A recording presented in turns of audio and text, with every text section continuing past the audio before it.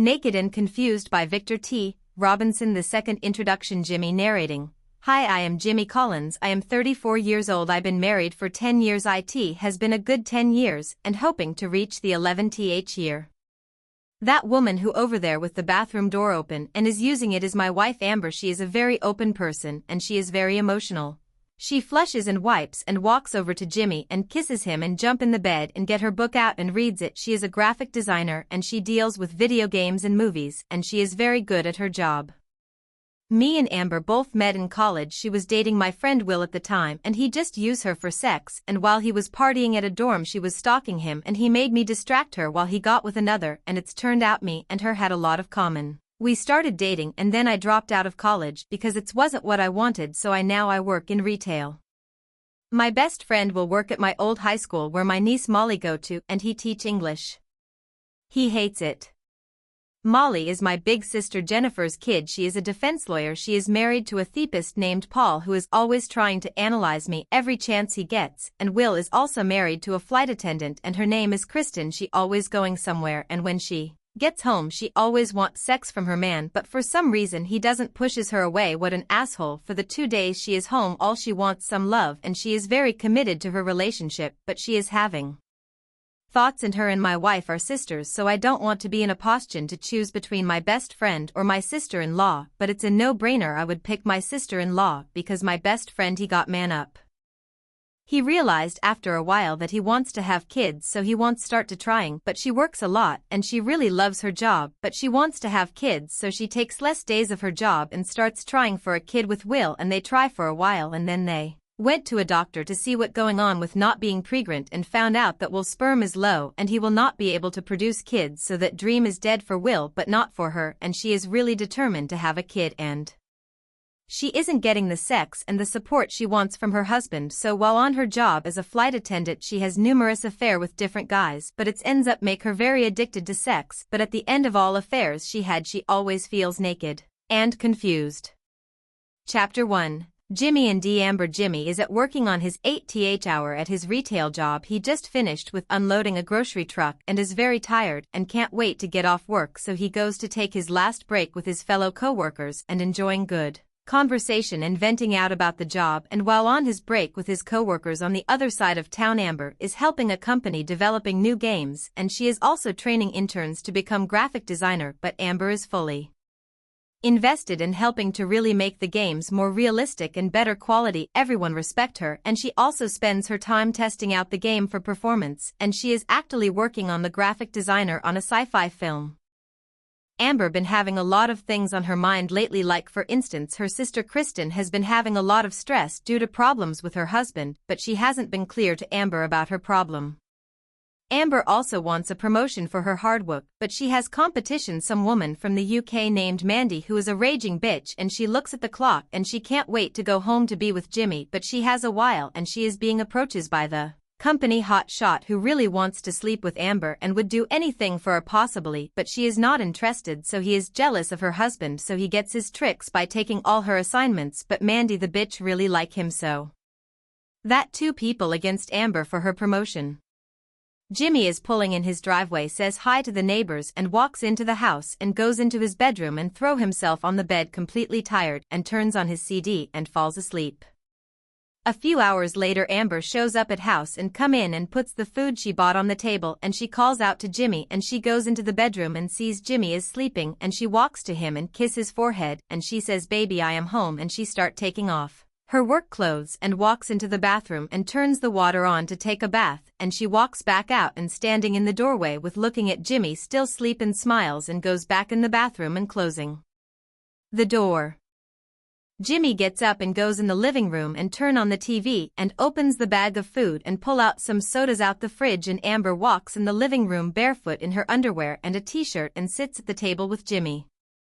Amber: "It has been a hectic day, baby. I can't not believe this day is over. We had a lot of crap sort through. My boss didn't like the graphic designs on the new game. I told him that this is quality work here, especially for a history game. I read the book and tried to make it identical. He wanted a more update look at history, not like it was, and he said they going to care about the action more than the actually background, which I told him that game is going to suck. Well, I really wanted to tell him that Jimmy, I am always passionate about what I do, eating food.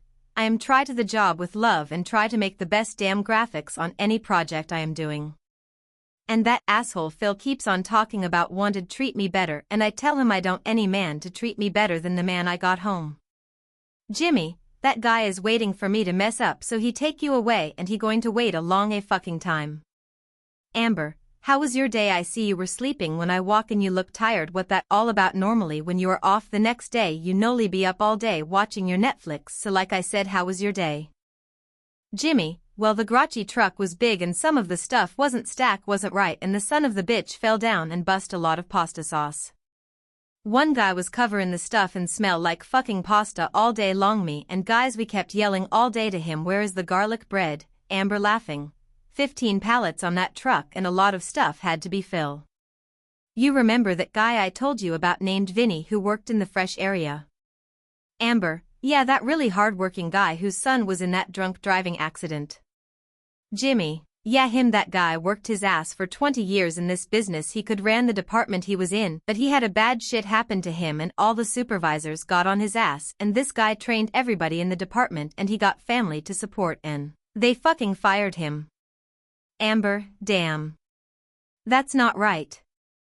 Jimmy, sighs. That Vinny, when he got fired he wasn't mad at all, he seemed that it was relief that got fired. He worked his ass off all those years and he always wanted to quit. He told me he did a lot of crazy shit and even argue with some of the managers and cuss their asses out, but that was all in the beginning of his career and that didn't get him fired. He got fired for not doing task that was giving to him to do, and the man does his job and she always get him extra shit to do instead of giving the other person some of that work. But Vinny, he is happy now and he going to work for a better company with great benefits and they will love him there. It's called Bleep. Amber, well, that is good for him. Home phone rings and Amber goes to the phone and it's her sister Kristen, and Amber walking around house talking to her sister and she hangs up.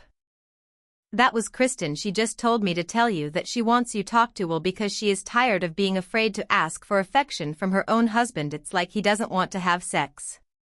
Jimmy, Will has always a hound dog who loved all women. I don't know what his problem. Me and that guy don't have anything in common anymore. Will doesn't know how to treat his wife and I think that she deserves better than him. I even told him that she was better than him. Amber, I am supposed to say that, not you. He's supposed to be your friend. Jimmy, he isn't. Why did you think Paul was my best man and he is my friend? Will has not mature. He like the older he gets the stupider he gets. He got so lucky when he married Kristen a good few years. They were happy, but now she loves him and he loves her, but he doesn't show it. Amber, I don't what his problem. Ever since he found out he can't have kids he feels like he doesn't have to please his wife, and that why you have to talk to him. Jimmy, I don't want to. Amber grabs his hand. Amber, my sister needs you to deal with this. Jimmy, you telling me that I got to go and talk to this guy and ask him why isn't fucking his wife? Amber, yeah. Do it for me, baby, and I promised I will. Walks over to him. Pay you kindly for your services, gets in his lap and starts kissing him. The next day while Amber is at work, Jimmy shows up at the high school in the afternoon after school and sees Molly sitting waiting on the school with her boyfriend Hank and sees her. He said, I will give you both a ride after I handled some business, and he walks in the high school and see the principal who used to hate him and walks by him and still walking in the hallway, and he sees his old girlfriend Miranda that he used to date in high school is held in detention in her classroom and sitting at the desk, and she looks at him in the hallway and comes out. Miranda, well, look who it is. What brings you here? Jimmy, I am looking for Will. That's all. Then I am going to take my niece home. So what going with you? Miranda, me and Steven are trying on our third child. He really wants a boy and keeping our fingers crossed. Jimmy, it's good seeing you. You are a ray of sunshine. Miranda, I would love for you and Amber to have dinner with us one night. Would that be nice?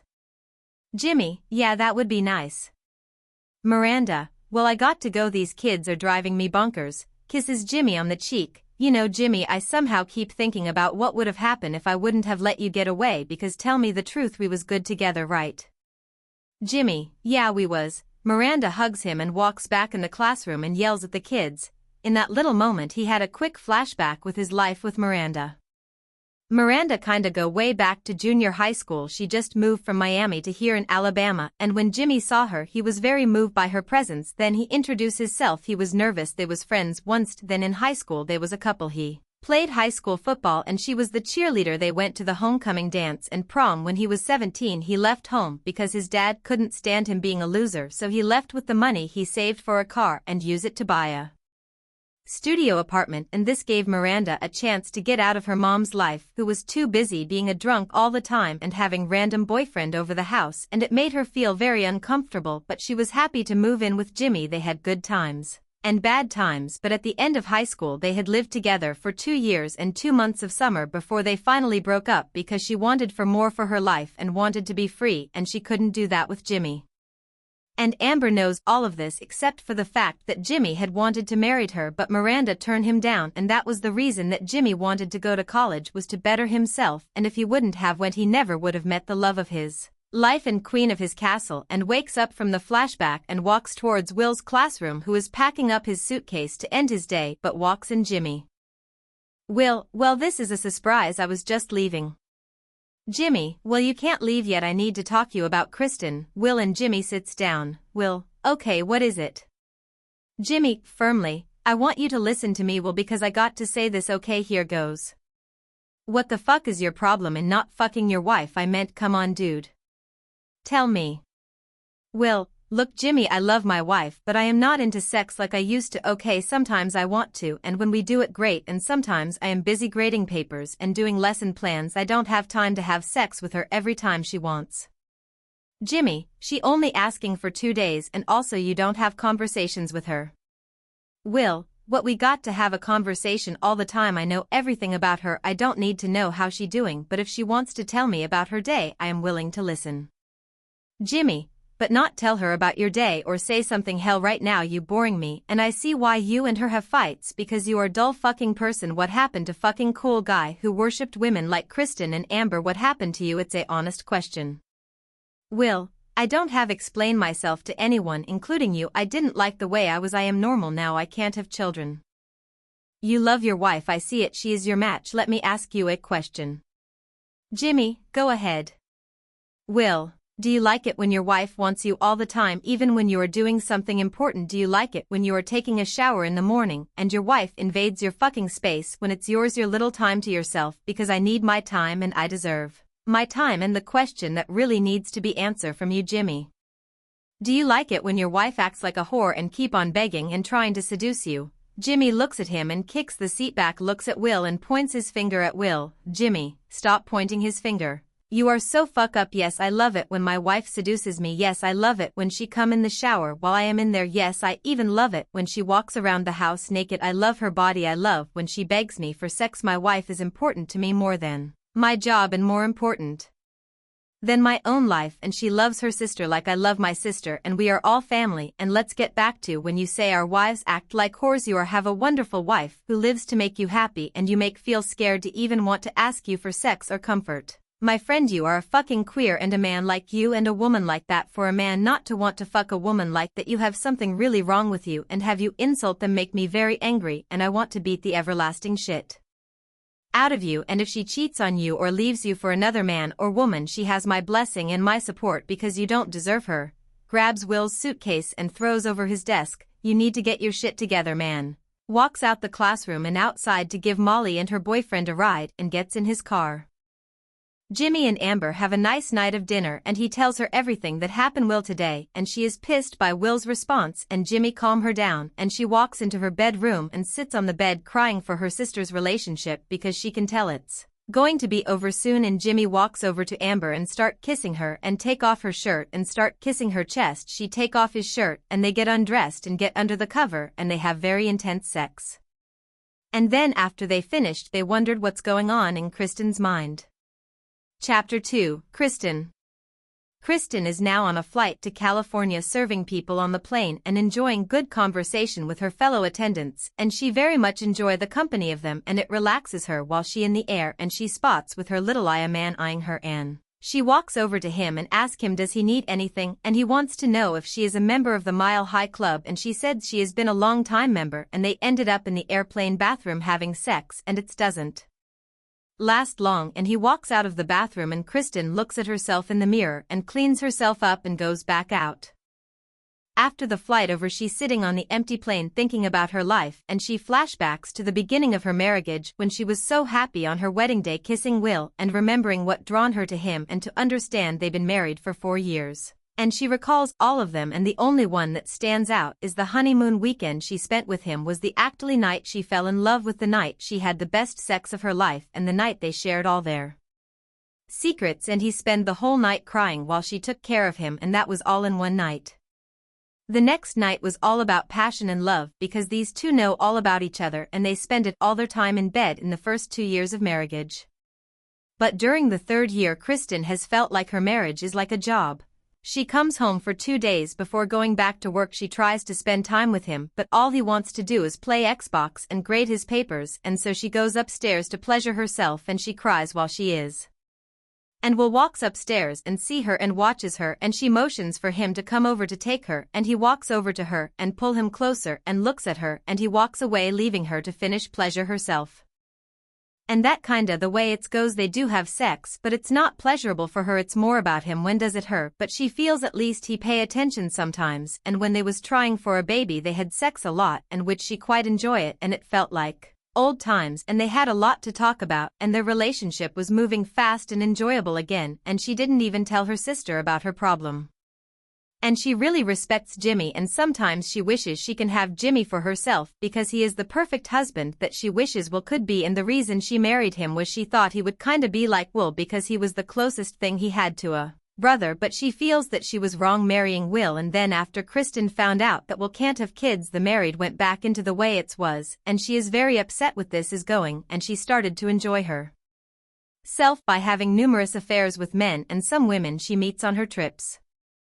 But after she sleep with these people she feels bad and guilty, which pissing her off to feel bad about an asshole like Will who isn't giving her what she needs or want physically and emotionally. So she is at a crossroads and she calls her sister while Amber is eating dinner with Jimmy and tells Amber to tell Jimmy to talk to Will. And now we are back in the present.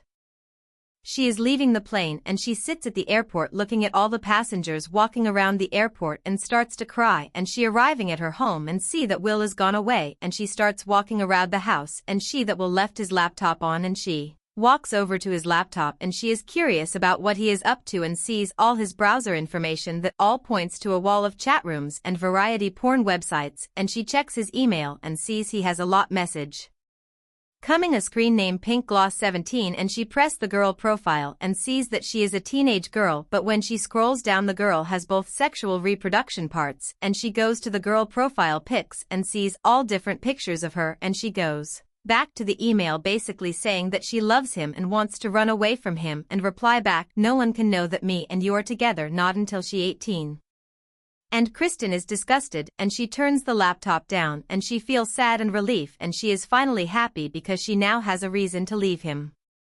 And coming into the house after having a heated conversation with Jimmy and sees Kristen sitting on the couch looking at him.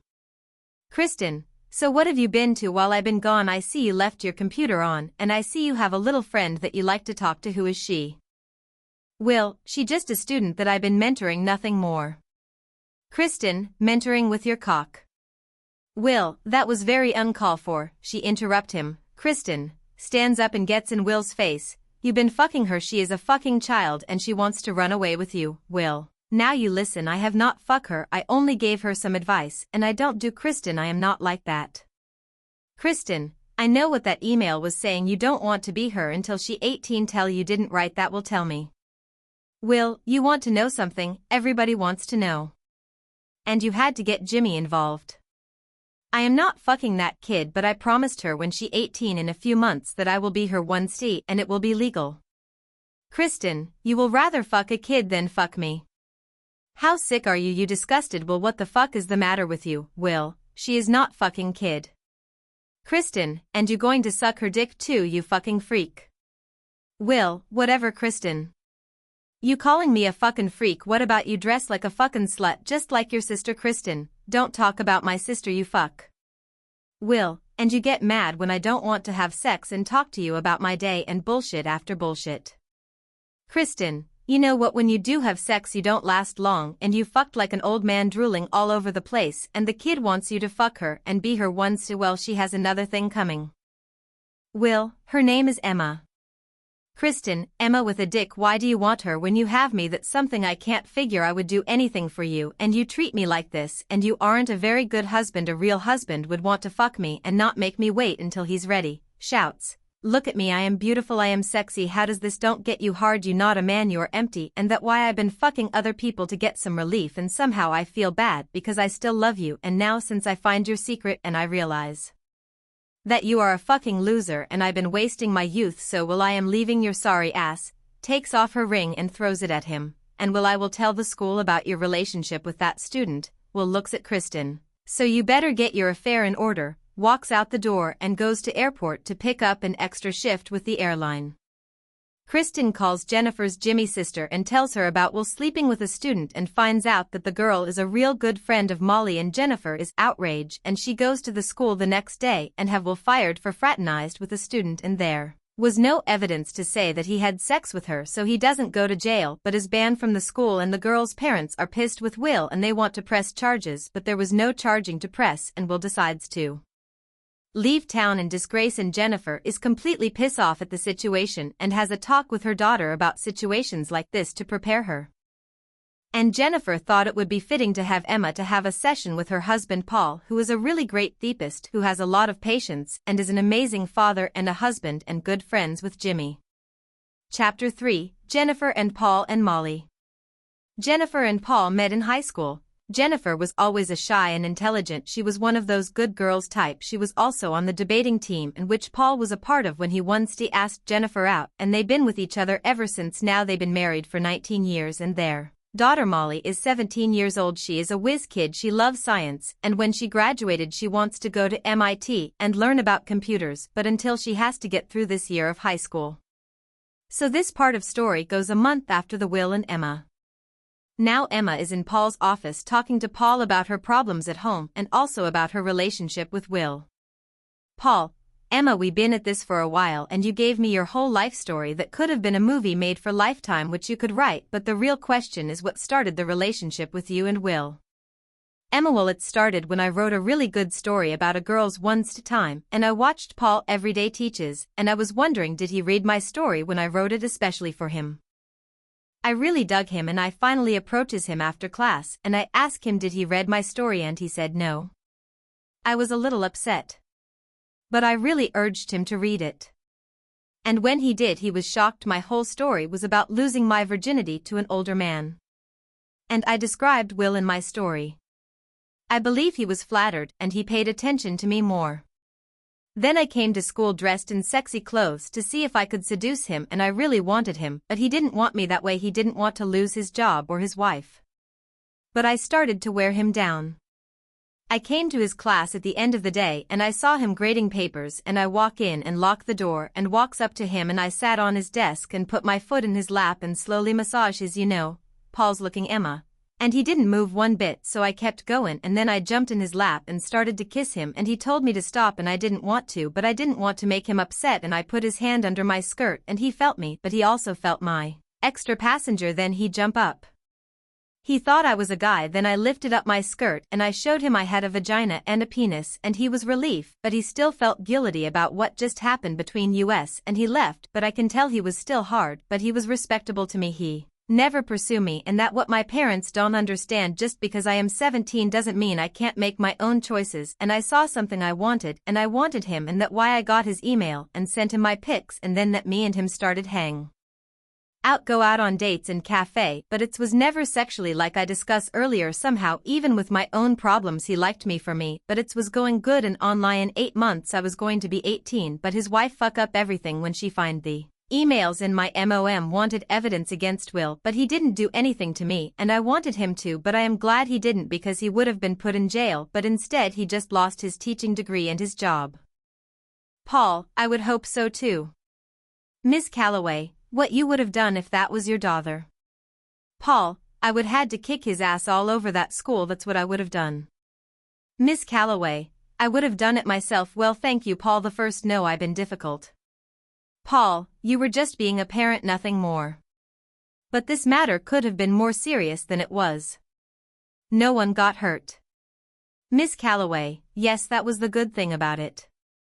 Paul, but if I was you I would keep a close eye on her. Ms. Calloway, I reckon I will. Paul, by the way, you heard from your husband. Ms. Calloway, he is gone. Like, well, this scandal has taken a toll on him. Our marriage was on the rocks before this, but he finally realized that it's over, so it's just me and Emma. Paul, well, I hope everything works out, Ms. Calloway. Ms. Calloway, please stop calling me Ms. Calloway. Call me Leah.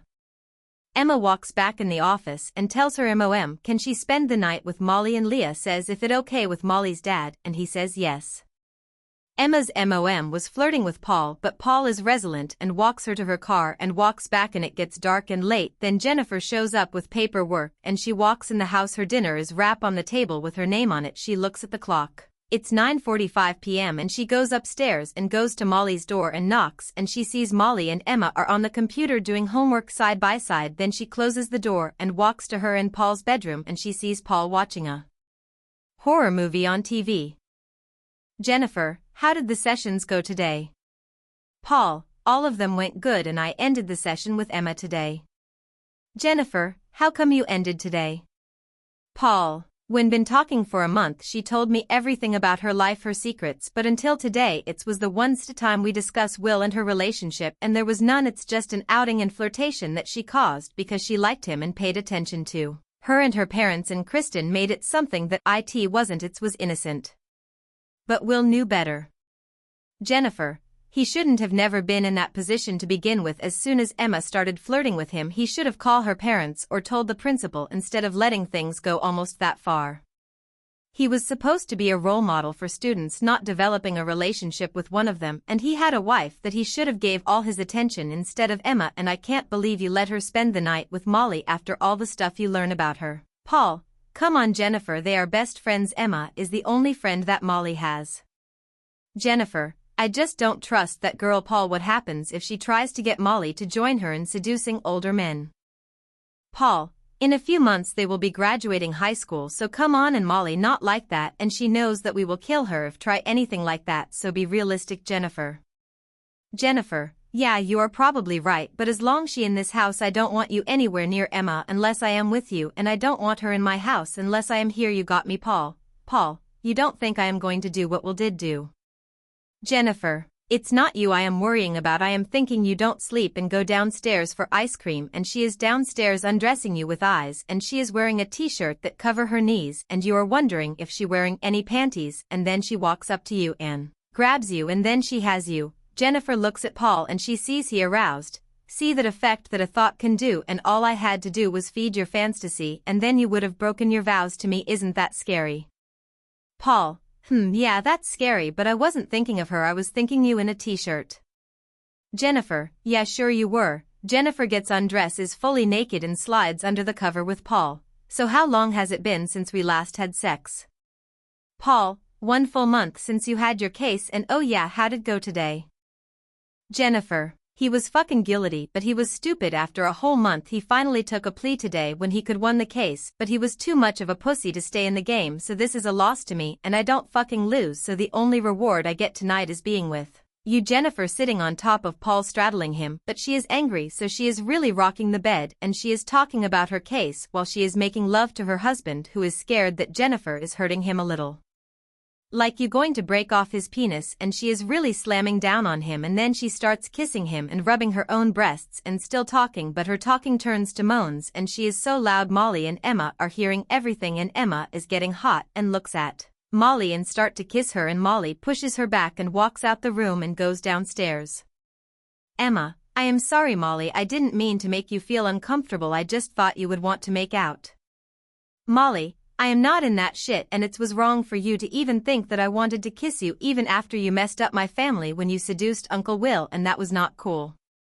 Emma, I am sorry Molly, and you tried to kiss me while my parents are upstairs having sex, definitely the wrong time. Emma, come on Molly, I am your best friend and you are my only friend, I am really sorry. Molly looks at Emma. Molly, I am sorry for the way I react, hugs Emma while she crying. Okay, let's go back to my room and watch 21 Jumps. Molly and Emma goes back in the room. Jennifer and Paul have finished having sex and they sweating and breathily and are laying in bed. Jennifer, you see it's worth it to hold out a long time without sex because the payoff is awesome, out of breath. Damn, I had a lot to get off my chest. Damn, I really needed this release because this case was taking a toll on me, and baby, I am glad that this case is over, and I am thinking of taking time off to find something else because I am not interested in my job anymore. Half the people I've been working for are all guilty, and I am tired of looking like a bad guy to the victims' families, and the last case I won was a terrible case. Helping a rapist get off wasn't my idea of a good career builder. Moaning, you hit the right areas tonight, Paul. You were excellent. Paul. Out of breath, in the end there I thought you were reaching for something to stab me with. Jennifer, why would you think that? Paul, you was very aggressive tonight. You nearly ripped my penis off. Jennifer, I thought that myself, but come on, you have to admit it felt really good. Rolls on top of Paul, starts kissing on his chest, stomach, and she is now in his crotch area and looks at his penis, talking like she is talking to a baby. I am sorry, I almost rip off your dick. It looks you going to need some ice, but let me see if I can. Jennifer gives him BJ, and she realizes that Paul need ice because he was moaning in pain while she getting him a BJ, and she walks downstairs naked and gets some ice out the fridge for Paul, and when she closed the fridge, Emma is behind the fridge. Jennifer, shit. Emma, you have a nice body, Mrs. Moore. Emma is staring Jennifer up and down. You look good for a woman your age. Jennifer, what are you doing down here at this time night? Emma, Molly wanted some ice cream and I thought I would get some too. Jennifer, you didn't see me, so forget about this. Walks back upstairs with ice and goes in the room with Paul. Paul, you do realize you walk out of here naked, right? And we got a guest in the house, right? Jennifer, this is my house and I felt like it, and I bump into our guest in the kitchen and she made a pass at me. Toss him the ice. Paul, what did she do? Walk down in a t-shirt and no panties, jump on you? Jennifer, no, she looked like she want to kiss me. Paul, wow, you were worried about me. I should be worried about you. Jennifer smiles. Paul, are you smiling? Jennifer, tonight I am so horny I almost wanted her. Oh my god, did I just say that? Paul, yeah, you did. Wow, Jennifer, how your penis? Paul, it's better now. Jennifer, are you going to be ready for more? Paul, yeah, if I had some Vaseline or maybe some lotion. Jennifer goes in the bathroom and finds some K1 jelly and puts on Paul and starts kissing Paul, and she grabs his penis and rubs it down and she massages him, and Paul is hurt and a little turn on, and he decides to fight through the pain. While this is going on, Molly is watching a movie while Emma is in the bathroom looking in the mirror pleasuring herself and is thinking about Jennifer. Then her thoughts move about Molly. And then she stopped pleasuring and start crying, and she pulls out her phone and see Will's cell and she is calling him, but the caller is not responding and she leaves a message. The next morning Jennifer is in her bathroom taking a bath and Paul wakes up and see the room is a mess, and he realizes it's Saturday and he puts on a robe and walks downstairs and see Emma leaving and Molly eating cereal and walks over to Molly and sits. Paul, how it's going? Molly, it's fine. Crazy night for you guys though. Me and Emma heard you guys going at it all night, kinda disgusted with you, and MOM I am totally ashamed. Paul, okay, I am sorry that I ruined your night. Molly, you didn't ruin my night, Dad, it's just you and MOM were way too loud and me and Emma were trying to watch a movie. Paul, what can I do to make this up to? Molly, I don't know yet. Jennifer walks in the room wearing jogging clothes and has her MP3 player in her hand and is running in place while looking at Molly and Paul having a conversation. Jennifer, what are you two talking about? Molly walks up. Jennifer, Molly, MOM for what you and Dad put me through last night. I want a car.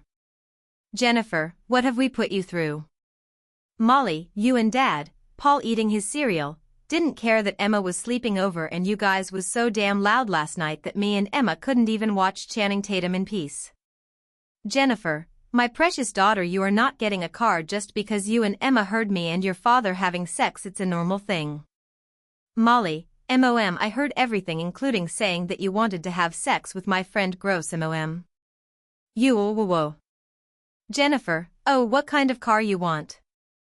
Molly, anything pink. Kiss Jennifer on the cheek. Can I borrow your car? MOM.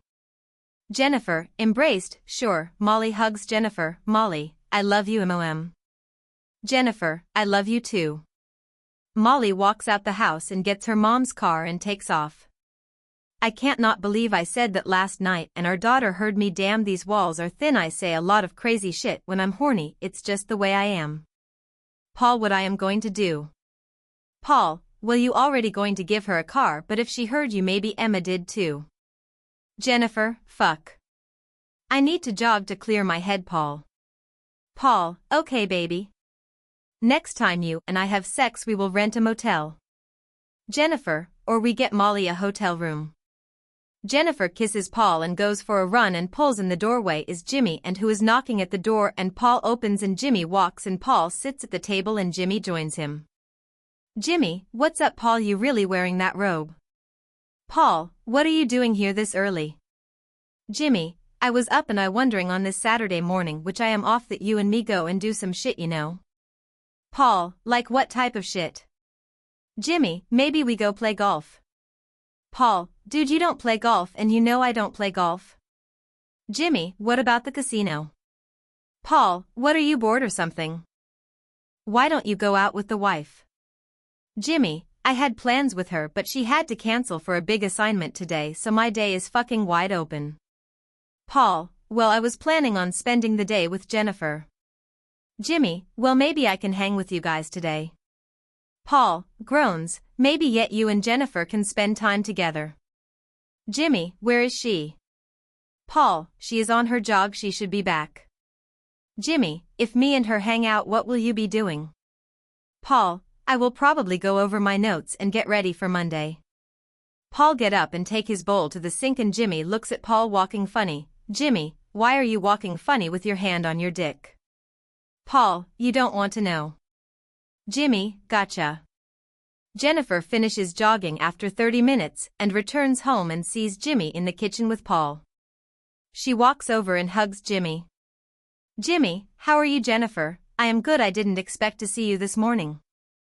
I thought you had plans with Amber this morning. Jimmy, she had to cancel because she had to work and I was going to ask Paul if he wanted to something but he said he was going to spend the day with you but he said maybe you and I could hang out together. Jennifer, doing what Jimmy? Well, I had a spa day planned for me and Amber but do you want to go? Jennifer, I would love to go and maybe it will give Paul the rest he needs for later on, winking at Paul. Jimmy, oh okay Jennifer, let me change and I will be down in a few. Jennifer goes upstairs. Jimmy, wow. Jennifer and Jimmy goes to a spa and Paul goes upstairs to soak in a tub with bath salts in order to heal his penis and completely relaxed while listening to music and Emma walks into her house and she sees her mom pass out on the couch with the TV playing. And she grabs a blanket and throws it on her and she goes into her room and she writes in her diary. Molly is meeting her boyfriend Quentin at the mall who is hanging with some friends and Molly is uncomfortable with Quentin's friends because they are a bunch of jocks with no sense of reality and their girlfriends are too uptight and she realizes the only good friend she has is Emma and she can't stop thinking about the kiss between the both of them and she turns to Quentin and she said she wants to do it with him. And Molly returns home with Quentin and she looks around, she sees an empty house so she goes to her bedroom with her boyfriend Quentin and she makes out with him. And they winded up in bed.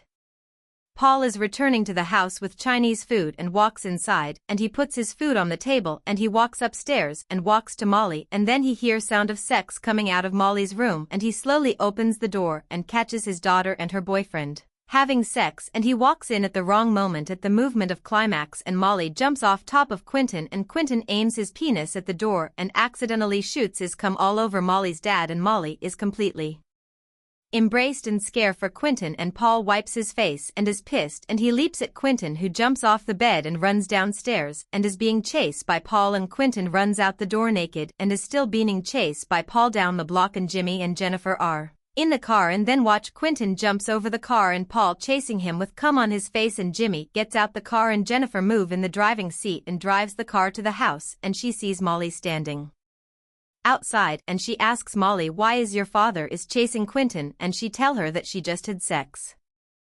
And Jennifer is mad but she hugs her. Paul loses Quentin is out of breath and Jimmy catches up and looks at Paul's face and laughs. Jimmy and Paul walks in the house where Jennifer and Molly are sitting down and Jimmy takes that cue to leave. Paul goes to the kitchen sink and pours soap in his hands and wipes his face and sits facing Molly with Jennifer holding his hand. Molly, so what now? Paul, Quentin is no longer welcome in this house until he comes to talk to me like a man. Secondly, you and your mom are even now. She doesn't have to buy you a car. Just because you heard your mom say a few crazy things she didn't mean. Molly, mom already gave me a speech. Paul, I understand you are not a little girl anymore. I know you're going to make wise choices like me and your mom made.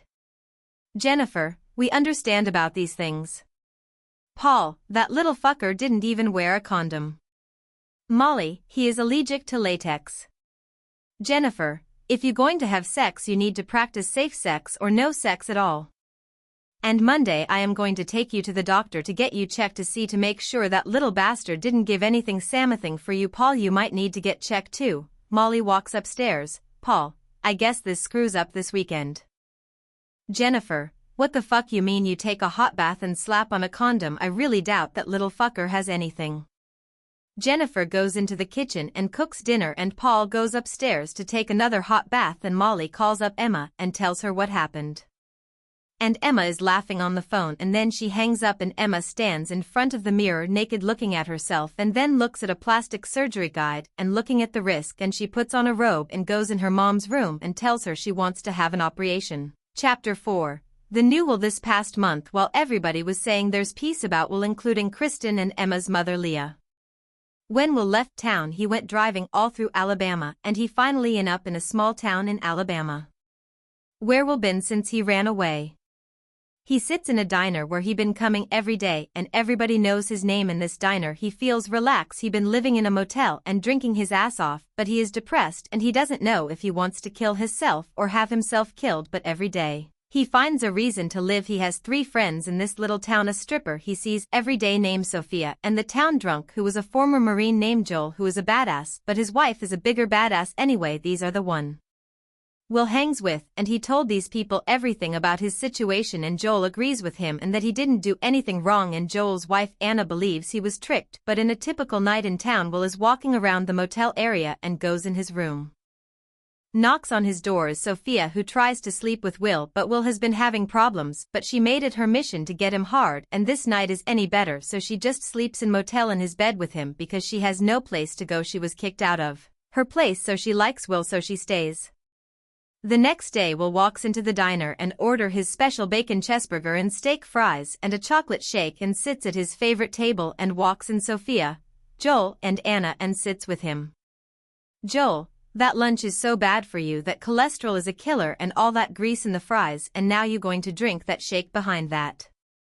Sophia, he can eat anything he wants. Joel, he deserves it. Joel, I am just fucking with him. Anna, have you figured your next move? Like what are you going to do for money? Will, I don't know, all I have is $500 in my pocket. Joel, I can help you with that, I got an opening at my job. Will, I didn't know you had a job. Joel, yeah, I do have a job. I work at a meat packing plant. We cut meat and pack it up and send it out. It's a very easy job. What do you say, Will? Will, yeah, that would be great.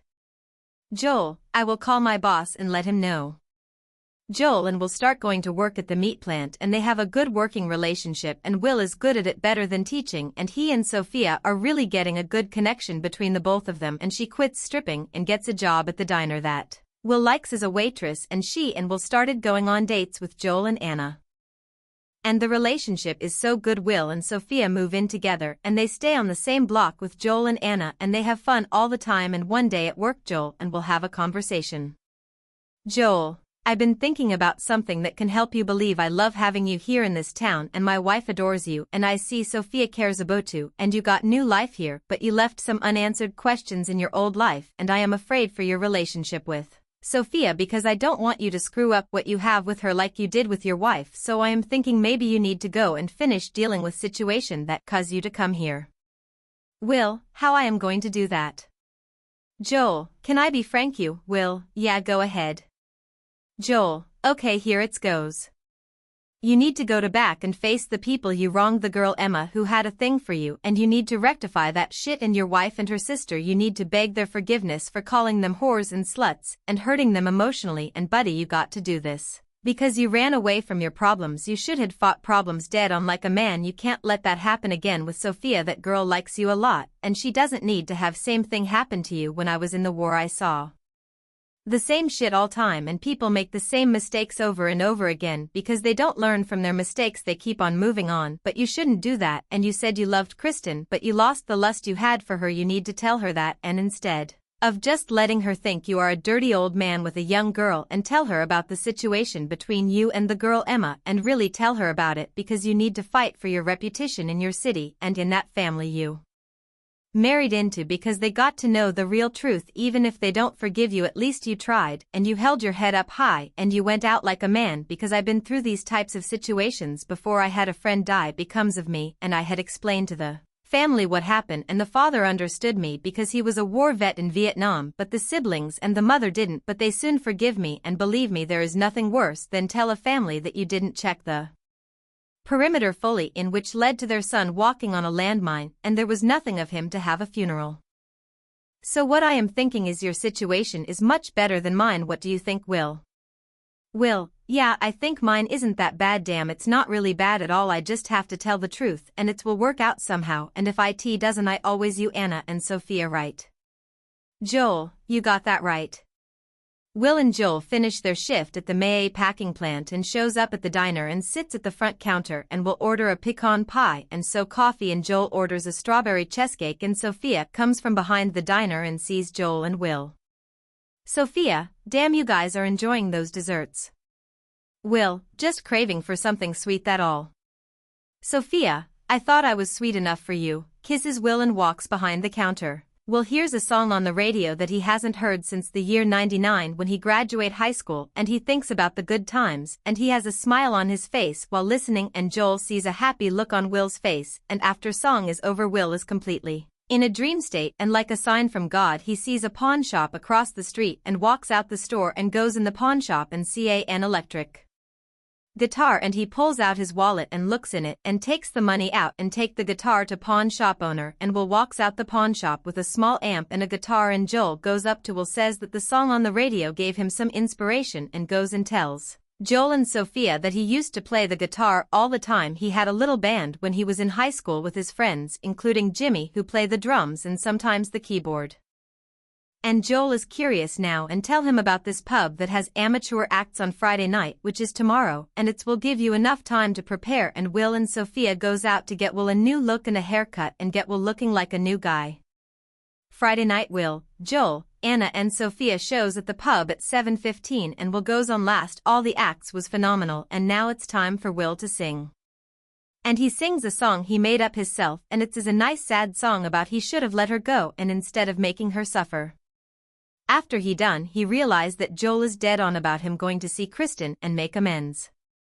So he makes a decision to go, and he and Sophia and goes to Joel's house and hang out and drinking beer, and Joel is too late and they are too drunk to leave, so he tells Will and Sophia to spend the night as Joel and Anna goes upstairs.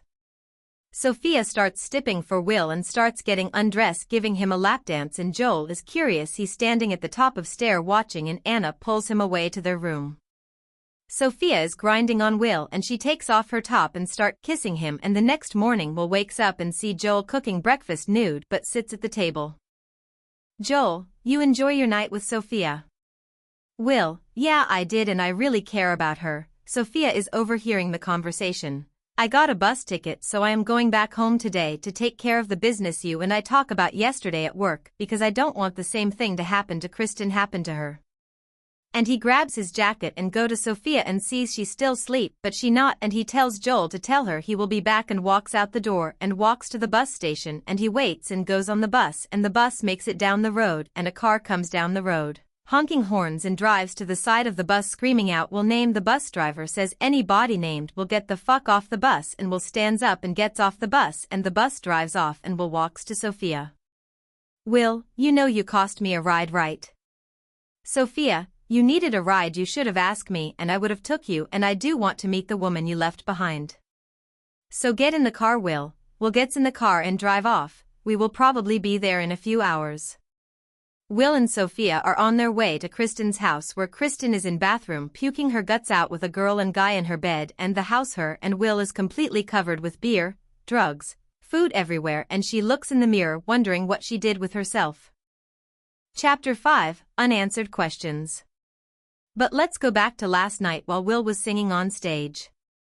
Kristen was spending her night getting drunk at a nightclub and making out with everyone she sees that is hot, and she doesn't know that Emma, the girl that messes up her life, is at the same nightclub with Molly and her boyfriend Quentin and his friend, and Emma is 18, celebrating her birthday, and she is piss-poor drunk, and she sees a 34-year-old woman acting like she is a child. She sees her make out with owner of the nightclub, and Emma wants to join in, and she starts kissing the owner, and then Emma and Kristen starts kissing each other without knowing who each other is. 1 hour later, Emma, Kristen and the owner of the club are snorting up cocaine and drinking heavily, and Emma pulls out ecstasy and they start taking pills and start to trash the place, and then the nightclub owner, Emma and Kristen are having sex on her bed, very intense, and when the nightclub owner take off Emma's panties and he starts to go down on Emma, and Kristen is making out with Emma, and the rest of sex gets very pornographic. So move to the afternoon around 3 p.m. in which Kristen wakes up with Emma on one side and the nightclub owner on the right, and she gets up and trips over a beer bottle and she goes in the bathroom and starts puking. The nightclub owner get out of the bed. Emma is still sleeping, and Will and Sophia pulls to the house, and Will is nervous until he sees a naked man trying to get dressed on the front lawn, and he watches the guy get in his expensive car. Then Will and Sophia walks in the house and sees drugs and beer everywhere. And Will hears someone throwing up in the bathroom, and then he knocks on the door and he calls out Kristen, and she comes out and looks at Will. Kristen: Will, where fuck have you been? Will: that is not really an issue now. If the police would come in here now, you would be going to jail because this place is full of drugs. What did you do to this house? Kristen: I just had some fun. And who is this? Sophia: I am Sophia. I am Will's girlfriend. Kristen: Well, I am Kristen, his wife. And you have a girlfriend? Well, at least she is of legal age. Emma walks in the room where Sophia and Will are talking to Kristen. Emma: Hey Will, how you been? Sophia: Damn, she got a clit and a dick. That girl you were talking about, right? Will: Yeah, what the fuck you doing here? Emma: Well, I was having sex with some woman last night, and damn, she really knew how to make a girl squeal. Will and Sophia looks at Kristen. Will: Kristen, you fucked that kid? Kristen: Oh shit. Shouts: Oh shit, I had sex with the girl I accuse you of. Oh fuck, I can't not believe this shit. Out of all people, I fucked the girl that ruined my fucking life. Sophia: This is fucked up, Will. Emma goes to get dressed and walks to Kristen. Will was a good man. I seduced him. I wanted him, but he was very careful. If I was legal age, I would had him, but I think that was just an excuse because he didn't want to cheat on his wife. I realized that he cared you enough not to cheat. You gave me a new look on life because you thought he was the problem. It's actually was you. Emma walks out the door and closes. Sophia: That girl got some wisdom. Will: Could you give me a moment to talk to her? Sophia: Sure. Goes outside for a smoke while Will and Kristen talk. Will: Don't you usually work on the weekends? Kristen: I got fired. Will: How? Kristen: I came to work drunk and high. I haven't been the same since you left. Hell, I wasn't the same when you stopped making love to me. Will: I was an asshole. I shouldn't have married you. We was good together, but we weren't meant to stay together for long, and I did love you. I never stopped, but you are a beautiful woman, and instead of leaving you here thinking bad thoughts about me, I should stay and talk to you and explain everything. I was a coward, and I hope you forgive me for being but in that posture, and I am sorry I drove you to the arms of other people, and it wasn't fair that I made you unhappy, and I should have let you go a long time ago. Kristen, crying: I still love you. I never wanted to leave you. We can make it work. And I am sorry for calling Jennifer to tell her about Emma. I didn't know that she came after you, and you didn't do anything to her but talk to her like a woman, and I see that I am the one who actually slept with her, so this feels stupid being mad at you, and I did drugs with her, so I am the fucked up person, not you. So if you want to call her parents and tell her. Will: No, why would I do that? Just forget about that. Let's get out of here to your sister's place. So you need to get dressed. Will goes outside and stands outside with Sophia. Sophia: So did you say what you wanted to say? Will: Yeah, we going to take her to her sister's Amber house. Because she can't live in there, too much stuff in there. Will and Sophia drives Kristen to Amber and Jimmy's house, and Jimmy opens the door and is shocked to see Will walking in the house, and Jimmy introduces himself to Sophia and closes the door, and Amber comes downstairs and sees Kristen look kinda sick, and Kristen takes Amber in the guest bedroom and talk to her while Will and Sophia are sitting table with Jimmy, and Will is telling about his journey and meeting Sophia, and he apologized for the way been and stuff that he said about Amber. He is changed man, and Sophia is the woman he loves, and Kristen tells Amber about her drug and sex addiction and that she was cheating on Will when he stopped having sex with her, and tells her about her losing her job due to her addiction. She thought she was happy until she had sex with Emma, which was not cool. Will and Sophia says goodbye to Amber. Later on that night, Kristen is in the guest room sleeping, and Jimmy and Amber are washing dishes in the kitchen, and then Amber breaks down crying about her sister's situation. In the morning, Amber takes Kristen to a rehab facility. Will and Sophia are back in their town, and Will returns to work with Joel, and Sophia goes back to work at the diner, and they love where they're at. Jimmy goes to work and feeling like this is going to be a good day. Jennifer is starting a new trail with a client that she knows is innocent, and this is a case worth fighting for. Paul has new clients, Jimmy's old girlfriend Miranda and her husband Stephen, who having problems with their marriage. Molly has broken up with her boyfriend Quentin, who was caught with another girl at a party, so she is looking for a new boyfriend to take to the prom. Chapter 6. New Beginnings. 1 year later, Emma goes to have her corrective surgery to remove her penis because she wants to live a normal life and pursue acting, and she wants her MOM with her while she goes for the dream, and later on she does with her MOM as her agent. Kristen has finished rehab and is going to meeting for her sex and drug addiction. And she has a new man, Jeff, in her life, and her divorce with Will is final, and she is totally happy and planning on moving to California with her man because he just got a job with the Oakland Raiders. Jennifer is now a wedding planner. It's less stressful for her, and she is not making life-changing decisions. Instead, she is very happy, and she gets to spend a lot of time with Paul while Molly is away for college in Auburn. Will and Sophia are now married, and he has a kid on the way, and they are very happy. Will is performing music in the amateur pub every Friday night. Jimmy and Amber are trying for a kid of their own. Amber has quit her job after the hotshot tried to put his hand on her ass, so she punch him out and sue him for sexual harassment, and which she got paid $5 million out of the lawsuit. So Jimmy quit his job and just living the good life, and they finally get the job done, and the baby comes out healthy 81 halves month later, and they are very happy, and they always have Thanksgiving at their new house, and they still live in Alabama. They are living the same way they've been living. The money didn't change them. They have the money in the bank, and they live by a budget to keep the money going. Molly is studying art and is planning on going to medical school, but her life is a whole another story. Conclusion. Jimmy narrating. Sometimes life doesn't go how it's supposed, so if you find yourself naked and confused, just think of one thing: your life can get better, but only if you take Regans of that motherfucker. And if you find yourself standing in mirror looking at a person you don't remember, then you need to take a deep breath, look at people around, and see if they can help remember the person you used to be, and it's up to you to better than that person, and it's always help if you got someone that loves you for who you are, and they know the good person you can be, instead of person you turn in due to stressful events. But whatever you do, don't blame the person that loved you, because you are one that wrong. But me, Jimmy, I love my wife and she loves me, and I never change, and I get better with age. Jimmy is staring at the computer as he writes this story on his laptop while his wife is laying in bed with him and his baby is in the crib in front of him, and he goes to sleep and Amber rolls over him. Fade to black. The end.